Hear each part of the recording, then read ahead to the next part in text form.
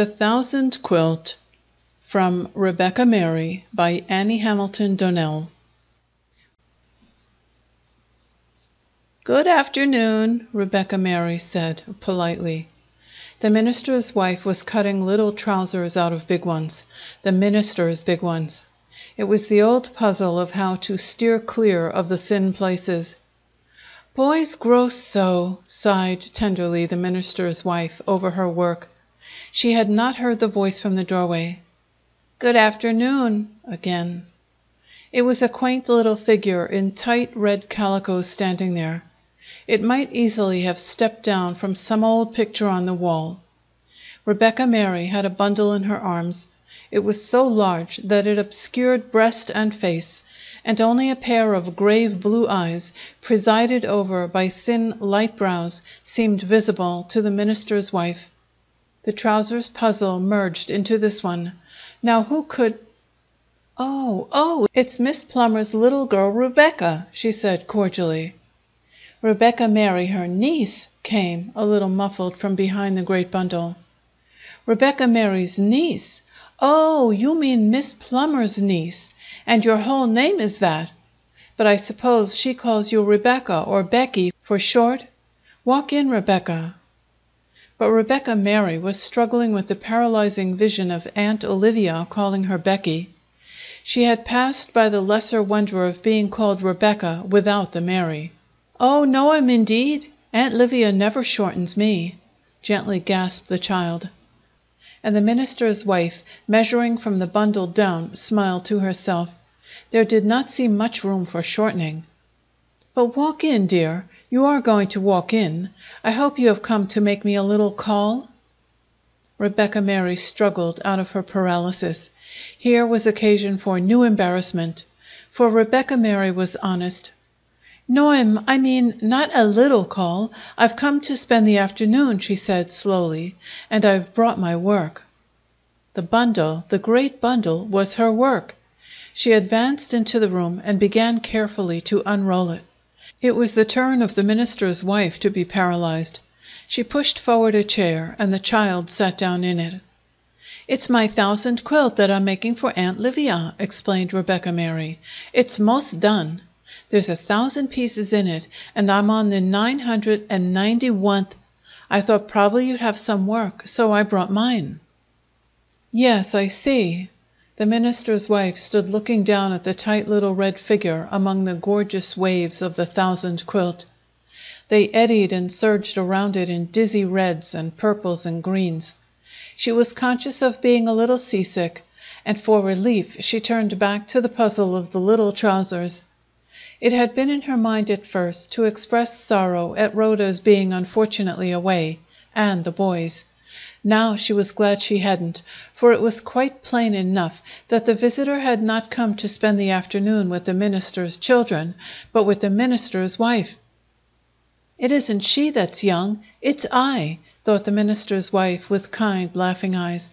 "She's old enough to be my mother. How old are you, dear?" she added aloud.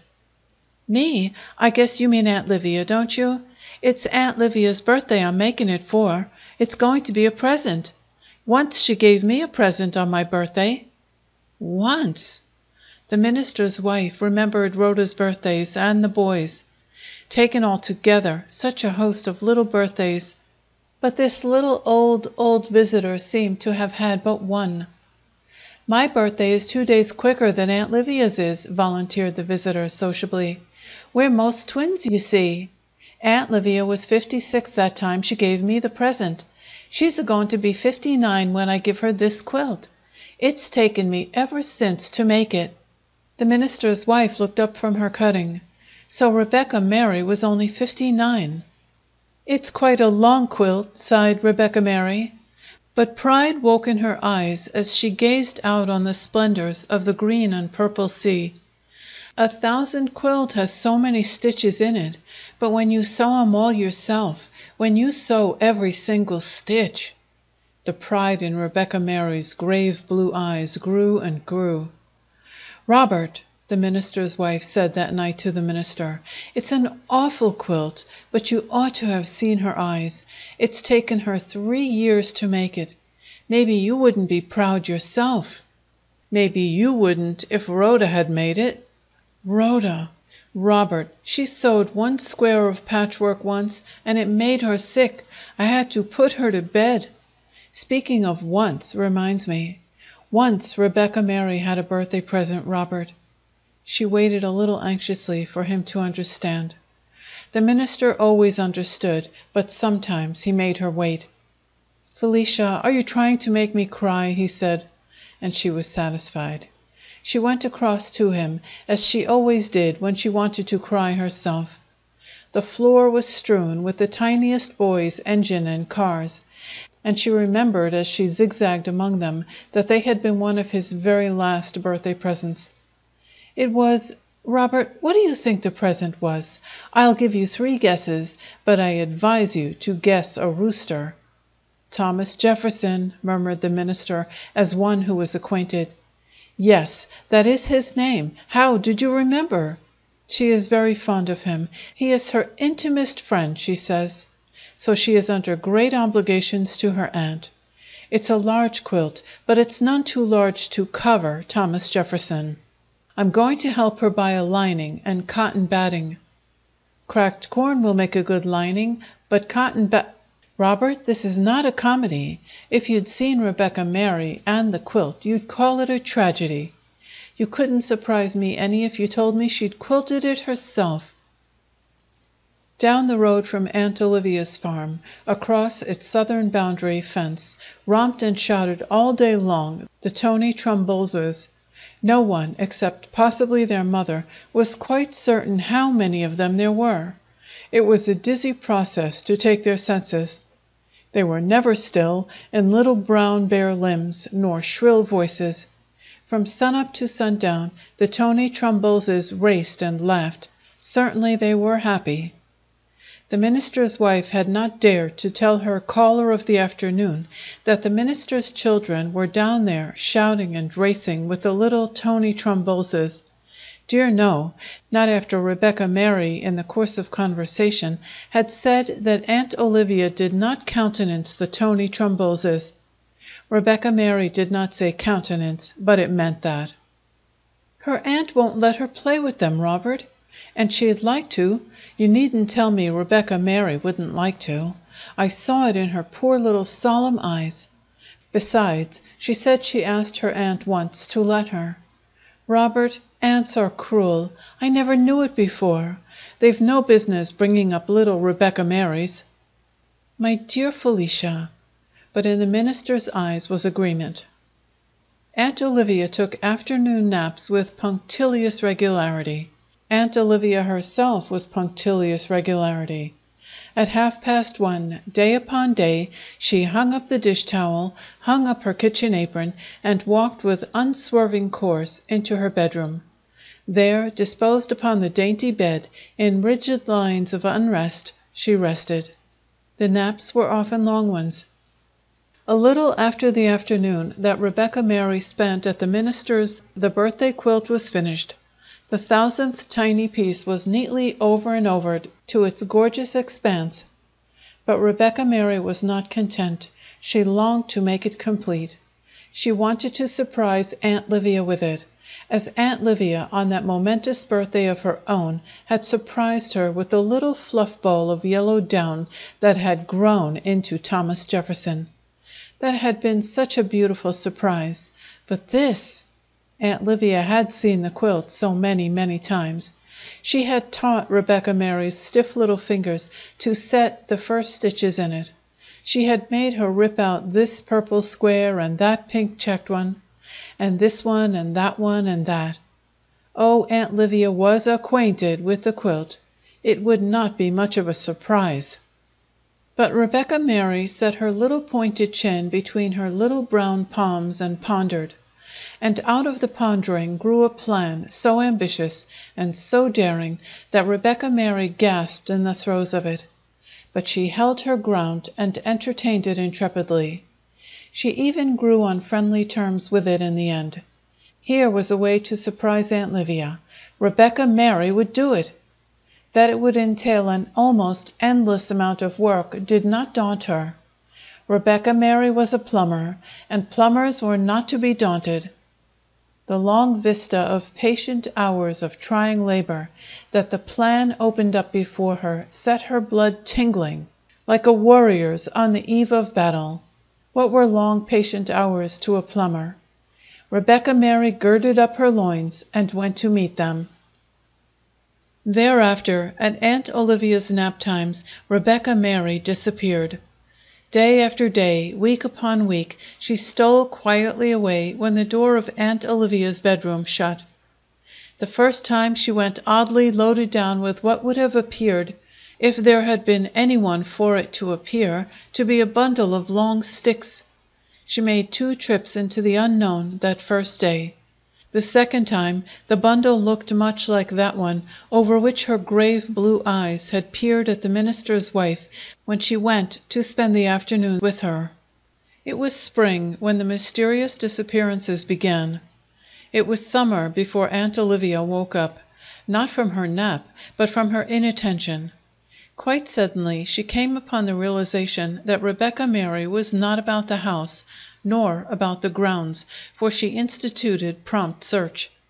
She went to all the child's odd little haunts, the grapery, the orchard, the cornhouse, even to her own beloved backyard, full of sweet-scented hiding nooks dear to a child, but sacred ground to Aunt Olivia. Rebecca Mary sometimes did her stunts there as a special privilege. She might be there now, unprivileged. Aunt Olivia's backyard was almost as full of flowery delights to Rebecca Mary as it was to Aunt Olivia. The child was not there, not anywhere. Aunt Olivia sought for Thomas Jefferson to inquire of him, but Thomas Jefferson was missing too. She went the rounds again. Where could the child be? It was a hot, stinging day in late June when Aunt Olivia's suspicions awoke. They had been long in rousing, but once alert, they developed rapidly into certainties. Her pale eyes glistened, her thin nostrils dilated. Aunt Olivia's whole lean, sharp, unemotional person put on suspicion. The child had gone to see the Tony Trumboses. "My land!" ejaculated Aunt Olivia, "after all my forbidding! And she a plumber!" She sat down suddenly as though a little faint. She had never known a plumber to disobey before. It was a new experience. It took time to get used to it, and she sat still a long time, rigid and grim on the edge of the chair. Then, as suddenly as she had sat down, she got up. It could not be. She refused to entertain the suspicion longer. Rebecca Mary had not gone there, to that forbidden place. She was in the garden somewhere. Aunt Olivia, a little stiff as if from a chill, went once more in search of the child. "Rebecca! Rebecca Mary!" she called at regular intervals. Then sharply, "Rebecca Mary Plummer!" Her voice had thin cadences of suspicion lurking in it against its will.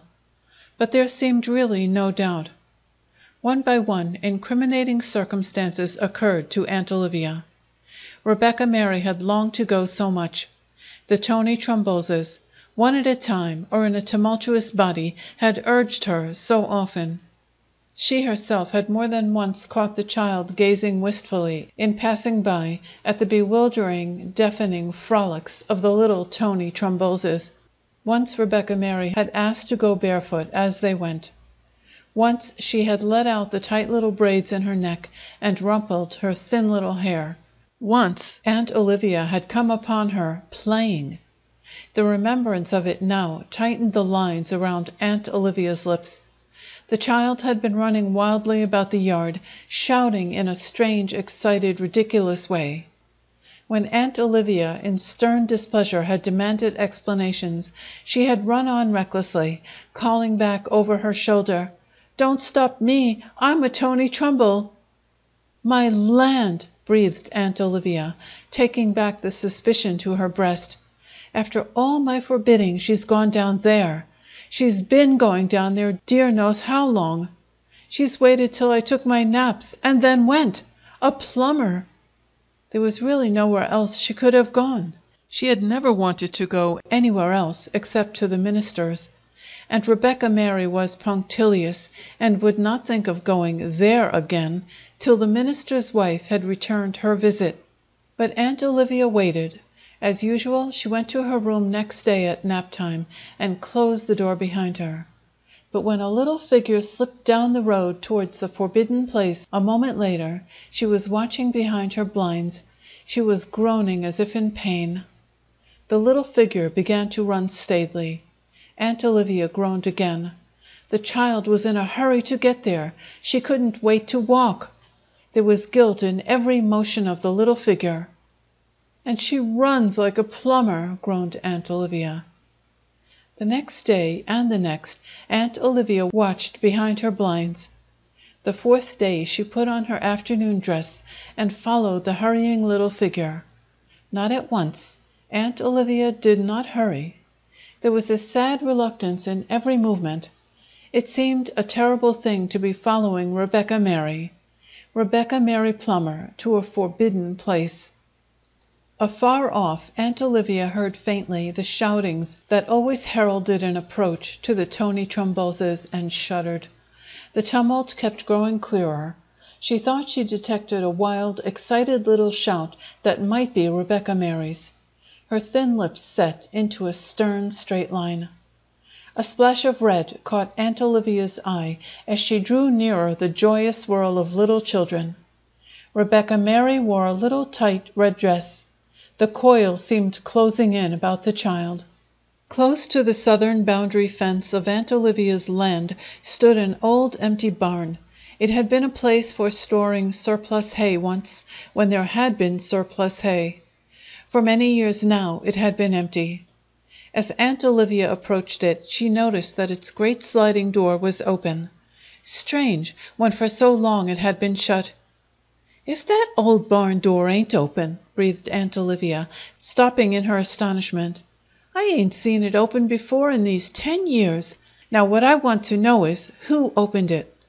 Likely as not those screeching little wild Injuns." She strode across the stubby grass ground to the barn and peered into its cool, dim depths. Then Aunt Olivia uttered a little bewildered cry. Gradually the dimness took on light, and the whole startling picture within unfolded itself to her astonished eyes. Rebecca Mary was quilting. She was stooping earnestly over a gay expanse of purples and reds and greens. Her little tight red back was towards Aunt Olivia. It looked bent and strained. Rebecca Mary's eyes were very close to the gay expanse. Suddenly Rebecca Mary began to speak, and Aunt Olivia's widened eyes discovered a great white rooster pecking about under the quilt. His big snowy bulk stood out distinct in the shadow of it. "I'm glad we're almost through. Aren't you, Thomas Jefferson? It's been a pretty long quilt.